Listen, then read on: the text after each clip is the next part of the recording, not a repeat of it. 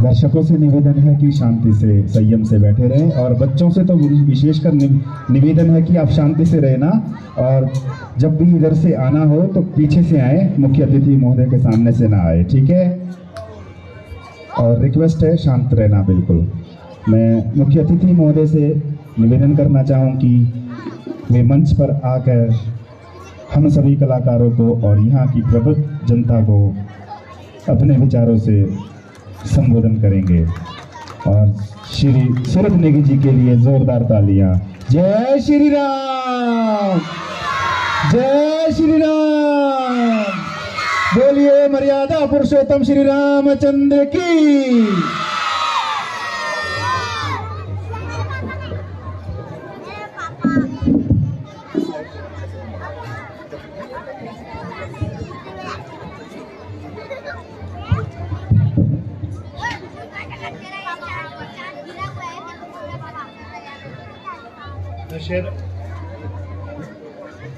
ठीक है sir,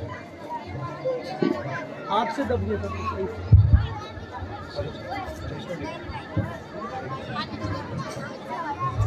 hello, Vijayadashami के अवसर पर सर्वप्रथम आप सभी को बहुत बहुत बधाई। और आज के इस उपलक्ष्य पर हमारे बीच में यहाँ उपस्थित भारतीय जनता पार्टी के मंडल के सम्मानीय अध्यक्ष संजय जी, तहसीलदार निचार चंद्रमोहन जी, उनके साथ आए उनके परिवार, हमारे साथ आए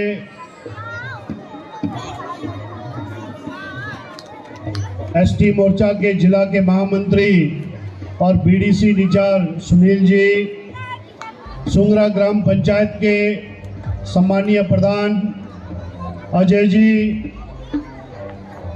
पार्टी के ही हमारे मंडल के महामंत्री पूर्व में प्रधान बनी रहे योगराज जी, नरेश माड़ा जी,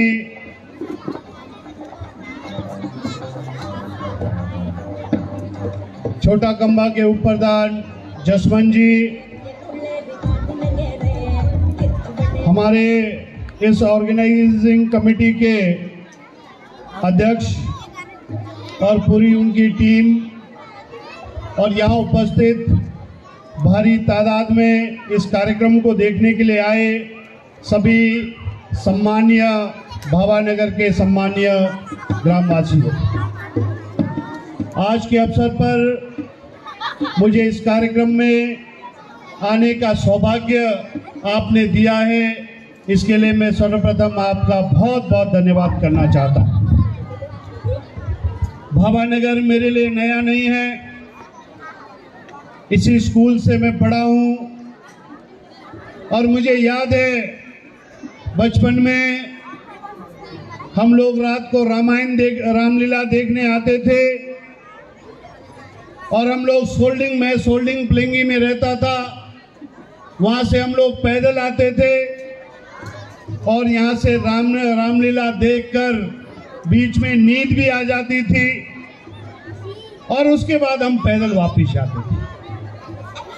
और किन्नौर के भिन्न स्थानों में, चाहे रिकांगपिओ के अंदर हो, रामलीला ग्राउंड के नाम से रिकांगपिओ भी प्रसिद्ध है, लेकिन आज मैं देखता हूं कि किन्नौर के अन्य स्थानों पर रामलीला का आयोजन नहीं हो रहा है और सिर्फ भावानगर में हो रहा है। इसलिए भावानगर की कमेटी को विशेष रूप से बधाई देना चाहता हूं।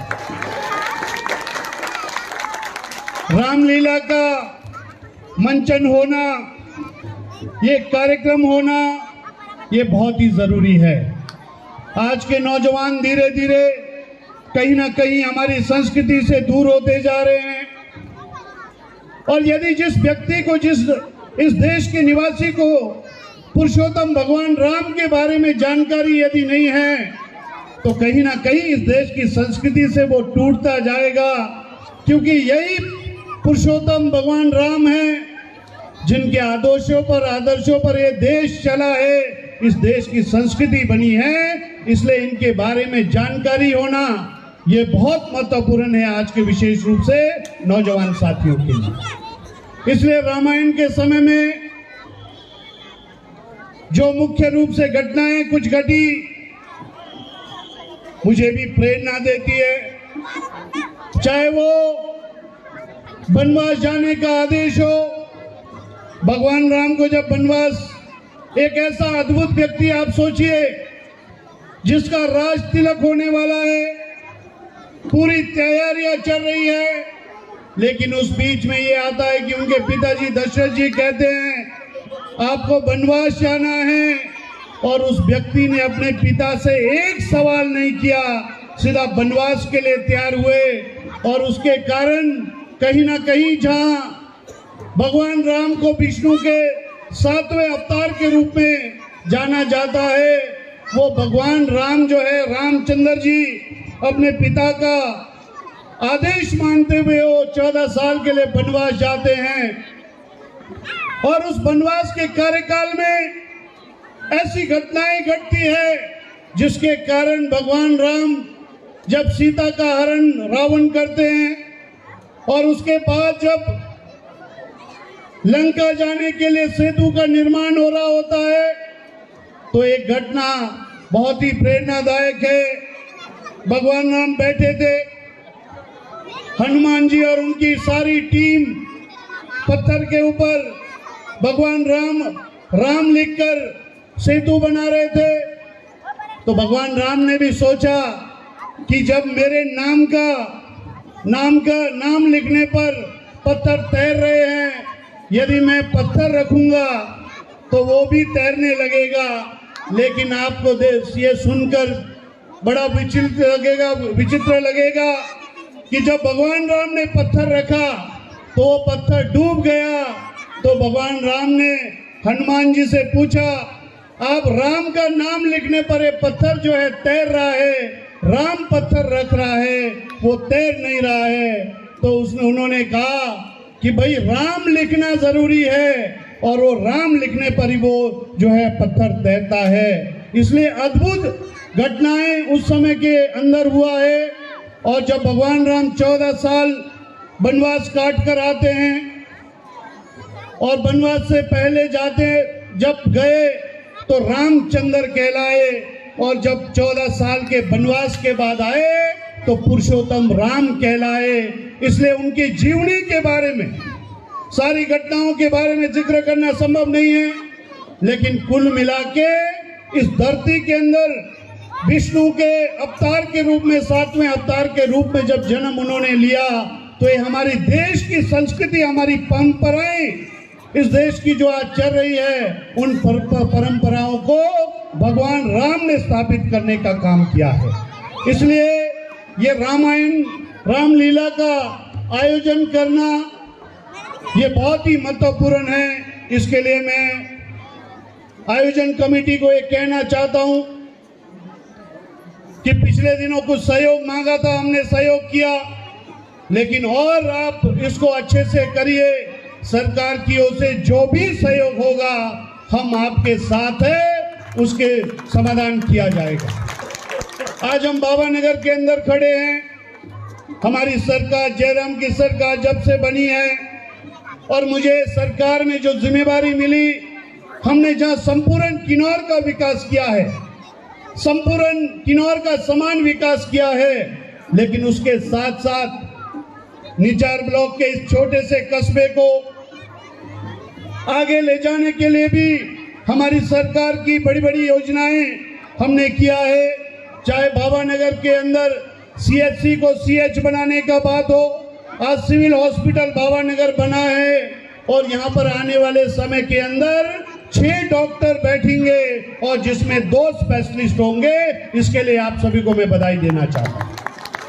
और बाबा नगर में इलेक्ट्रिसिटी का डिवीजन नया खोला है, इसके लिए भी जयराम ठाकुर जी के आशीर्वाद से, आपके सहयोग से बहुत बड़ा काम हुआ है। इसके कारण भी आने वाले समय के अंदर भावा नगर को बहुत बड़ा लाभ मिलने वाला है। चाहे वो फायर ब्रिगेड का ऑफिस खोलने की बात हो, चाहे वो यहाँ भावानगर से पार छोटा गंबा घरशू को जोड़ने की बात हो, उसके लिए भी हमने एक बहुत बड़ी योजना बनाई है कि घरशू पुल के पास, घरशू झूले के पास पुल लगेगा, जिससे 15-20 को इस क्षेत्र से कनेक्ट किया जाएगा।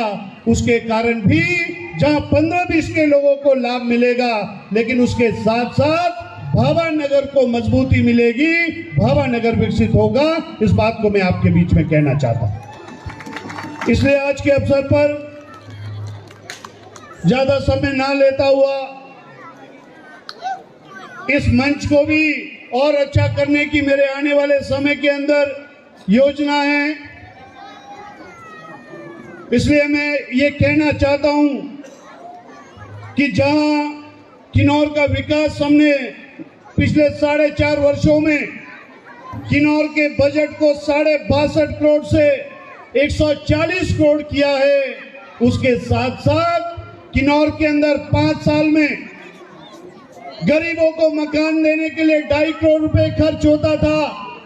आज श्रद्धेय ठाकुर जयराम जी के आशीर्वाद से हमने किन्नौर के सभी लोगों को, पात्र लोगों को मकान देने का काम किया है और 4.5 साल के कार्यकाल में 17.5 करोड़ रुपए गरीबों के मकान बनाने के लिए दिया है। इस बात को भी मैं आपके बीच में रखना चाहता हूं। इसलिए हर दृष्टि से विकास करने का एक ईमानदार प्रयास जयराम की सरकार ने किया है और आने वाले समय के अंदर भी हम करेंगे। आज के अवसर पर इतना ही विषय रखते हुए विजयदशमी की एक बार पुनः आप सभी को बहुत बहुत बधाई, धन्यवाद।